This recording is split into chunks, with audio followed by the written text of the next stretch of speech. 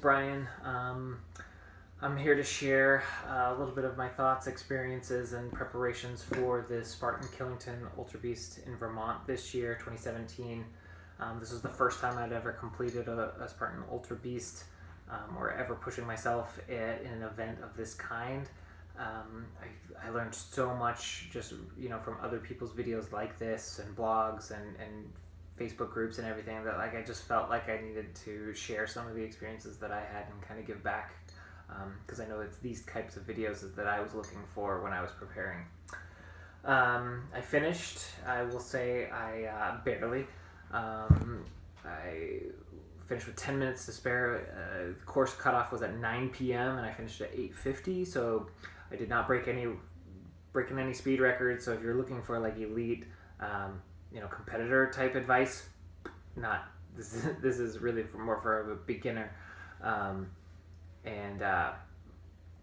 But I finished, and that's a lot of achievement in and of itself. These types of events have up to 50 to 75% DNF or do not finish rate, and so it's very common or normal for people to take multiple attempts before they complete. So I feel very lucky in that regard. But I just wanted to share some about my training, some of the nutrition and gear, race day details and stuff like that, just to, in case somebody finds it helpful. Where I started is I had done some reading. I had read a lot about the course, a lot about the experience. Freaked me out a lot as well. But I knew it was going to be around 30 miles, so I started with a 50K training plan. 16-week 50K training plan that helps give me some structure to my runs, not to overdo it or under. I tried to do as much on trails and hills as possible, and I highly recommend that.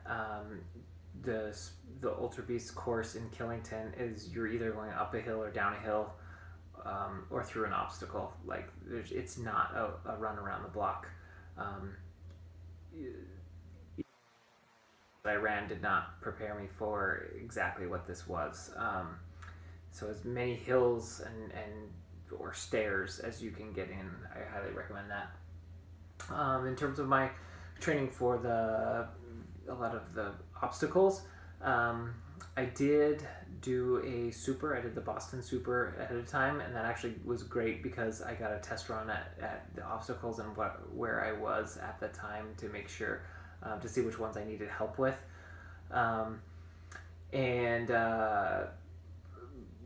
One thing that I focused a lot on was just like swinging, hanging, and like monkey bars. I trained at even just like a local park.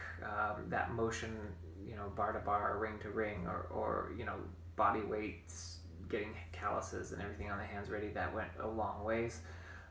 One thing I did not do that I should have done is trained or prepared for the heavy carries, the bucket carry, the atlas carry, the sandbags. Those were brutal, and I feel like if I had trained some, it would have gone a long way. I spent 45 minutes alone on one bucket carry, and I don't know how much the second lap was, but it was a long time. I knew I was doing a lot of running, a lot of trail running. So earlier this year, I sucked it up and got new shoes. I got a pair of Innovate X-Talon 212s. I'd done a lot of reading and kind of found that this was kind of a workhorse or a go-to shoe for a lot of obstacle course runners, and I found out why it's a great shoe. Really aggressive tread. This is the first time I've ever gone that far on the tread, and absolutely worth it. With the hills, as extreme as they are, the up and down, having a sure foot and being able to control was massive. I saw a lot of people rolling ankles, a lot of injuries that were happening that I think helped having just like a sure foot. Also, they do really great in the mud. I did the Boston Super, was complete just rain and mud, ankle to knee deep the entire time, and these held up really well. I pair that up with a hiking sock, a darn tough hiking sock, merino wool. This keep my feet happy, a little bit thicker than like a running sock would be. terms of clothing, I prefer a full kind of body protection with so I go with a full tights, sleeves, and legs all the way down to the ankles. This brand is Dr. Skin. I picked it up on Amazon, like super cheap. It's just kind of an experiment, and I love them. I actually really like them. I like them on cold runs because they kind of help keep me warm. I like them on hot days because it keeps the sun off my skin, keeps the sweat off my skin, and again on the obstacle course it helps a lot against like the just cuts and nicks and bruises and that kind of stuff that happens when you're climbing over walls or dragging your body across the ground. I also this year decided to try going with gloves. These are a pair of Under Armour gloves. They're difficult to get kind of on and off during the event, but I like them. I like having some added protection on my hands as I'm doing like ropes. Also as like crawling around on the like under barbed wire and stuff like that. I got them because I actually had a really like disappointing experience on one of my obstacles where I slipped off the monkey bar. So I thought maybe that would help my grip. They don't. In fact, they're worse.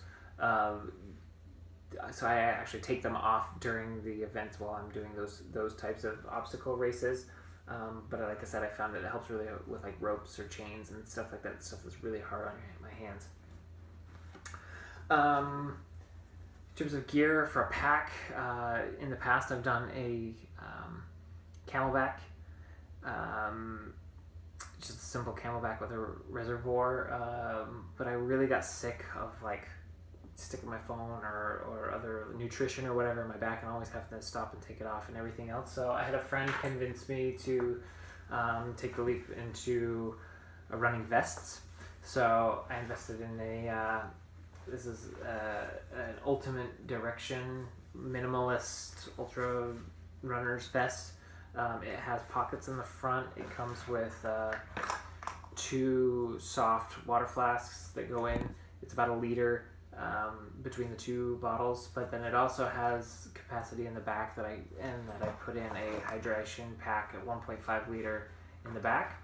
So between the 1.5 and the one in the front, I have 2.5 to 3 liters of liquid, which was perfect. For my run, I was completely self-sustaining. I didn't stop at any of the aid stations, which was helpful. That means I didn't have to wait in a line or anything else or take a pause from where I was going. So that was really helpful. I like having a lot of the pockets and stuff like that up front. Would I throw some nutrition or have some stuff in the front.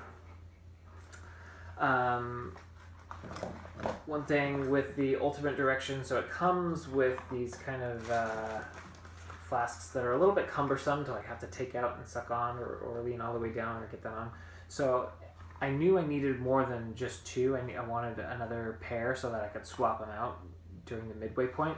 So I got online and found that actually they do sell a version that has a longer straw, and I really like this because once it's down sitting in the pouch, the straw comes up and it kind of puts everything, like the hydration pack as well as the bottles, it puts everything like really up close, and so I don't have to strain. I don't have to be messing around a lot with that, so that helped.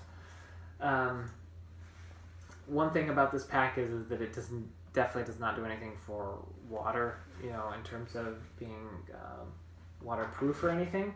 So with that big pouch in the back, I went to EMS and I got a dry bag that I could stuff everything into and then wrap it up and clip it off. And if I knew that I was going like into the lake to swim, or if I knew that I was going into the water, or if I knew it was going to rain a lot, like I would actually throw everything in here and clip it up. This also helps to keep the sweat out. This pack also doesn't do really much anything for sweat coming off your body, and so anything that's loose or whatever, it's going to get wet. So having the dry bag really helped. What I had in the bag was nutrition. I also had my so each Ultrabeast requires headlamp. This is just a simple headlamp that I got, as well as a couple glow sticks. We needed those on the course after 6 p.m. They enforced it at the last cutoff at around 6 p.m. They wouldn't let people on unless they had it on and lit. So I know some people got through either before the cutoff and so that they didn't have it, or that they finished the race before and didn't need to show it. I just, thinking of being on the second lap and almost done, like the stress of being pulled off the course or being disqualified for not following the rules is a pretty big risk for something as silly as just throwing in a headlamp. Also, you just never know what's going to happen on the course. That you might plan on finishing with plenty of time and never needing it, but you just don't know what's going to happen out there. So I highly recommend just having it and not worrying about that. I like to listen to music. I wanted to track kind of my course and all the statistics. So I ended up taking my phone with me. It was kind of a pain to deal with on the course. Just got my regular Apple headphones. That's what I train with, so that's what I used. I knew the battery life was going to be tough, so I actually threw in an extra battery. I got this super cheap at CVS or something on clearance. It was literally a couple dollars, but it also feels pretty cheap too. But it kept my phone charged the whole time, so I was able to kind of listen to the music. I was in the open category where that's allowed. If you're going to be running elite or competitive, they don't allow headphones on the course. But that was helpful. The battery kept kind of things going, and it was great to have those kind of stats and see my map and all of that kind of stuff after the race. What else? So in my drop box I had, or in the bin, I had an extra pair. I was kind of paranoid, so I had an extra pair of shorts, shoes, socks, shirt, anything that could go wrong.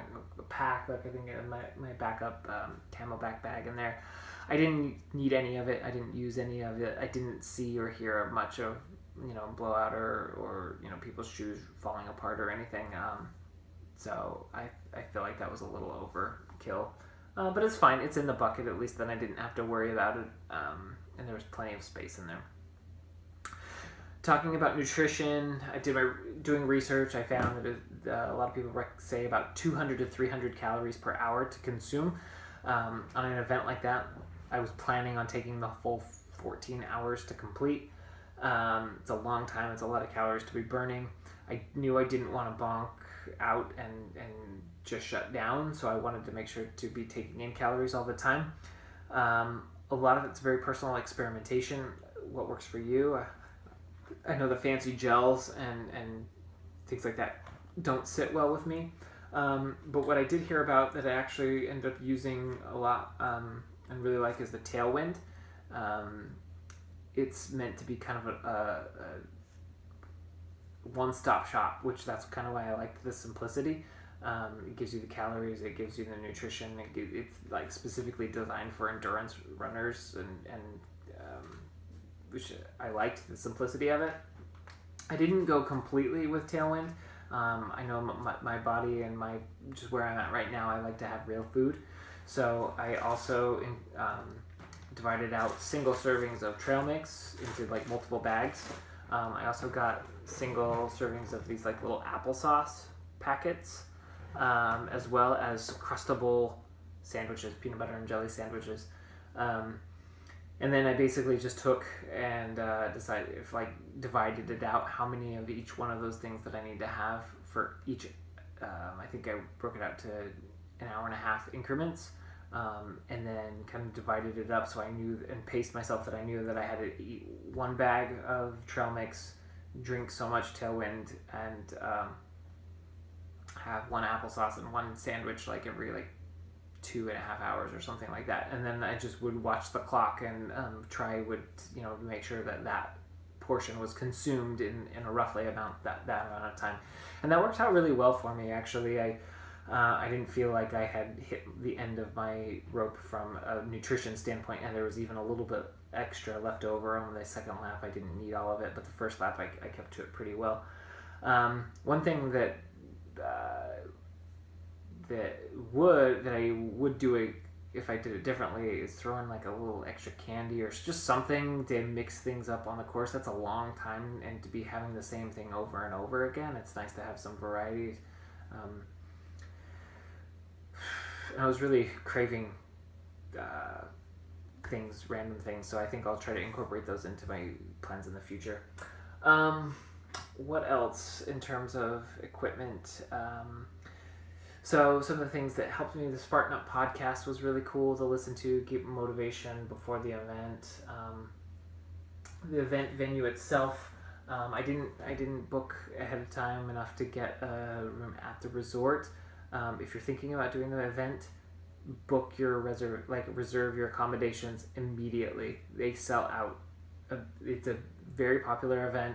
A lot of people are coming in to either work or spectate or be there, so get a place early. I did find the closest place that I found was the Mountain Green Resort. Worked out fantastic. It was basically across the street from where the Spartan parking and it was occurring with the shuttle and everything. Because I was running the Ultrabeast, the shuttle wasn't running yet, so we did have to drive and pay for parking and go up, but we were right next to the venue. If you're going to do a later race, I think you can literally just walk across the street. The room's really great, kind of open, more like a condo or like an apartment style, so that helps. That was helped to be able to like lay everything out and that. So my wife came with me to help support me. I was planning on just going, doing this all day and didn't expect her to stay. I'm really glad she did. It's a really great course for spectators, actually, because you're kind of going up and down and around the mountain. So as a spectator, you're kind of in the center of all of the action as they come around, as the racers go around. So I ended up being able to see her and get that kind of just cheering moral support a lot actually during the race, which was really helpful. Spectators can also take the tram or take the lift up to the top of the mountain, which are beautiful views. And I tell you what, after getting to the top of the Death March, it's so great to have somebody that up there at the top giving some encouragement. So just something to throw out there. It's a great time for spectator, a great time for you on the course to get some motivation. Beautiful, breathtaking views. It's a really, I think, kind of a fun course. Interesting, a lot of elevation, a lot of up and down, a lot of mud and water and rocks, and I'm really, really happy, really, really glad I did it. I think I will probably be doing it again. I kind of want to go back and see if I can improve on my time and finish before the sun goes down. I was a little sad to be at the end and wanting to now go check out all of the booths and stuff, and everything was closing because I took all the time to race. But yeah, like I said, I'm really, really proud of them, and hopefully, some of these tips and or some of these things in my experience can help motivate and encourage or comfort you as you prepare. Some other resources to definitely check out. One thing that was huge for me was the Spartan Ultrabeast Worldwide Facebook group. Big shout out to everyone that's involved in that group. Super motivating.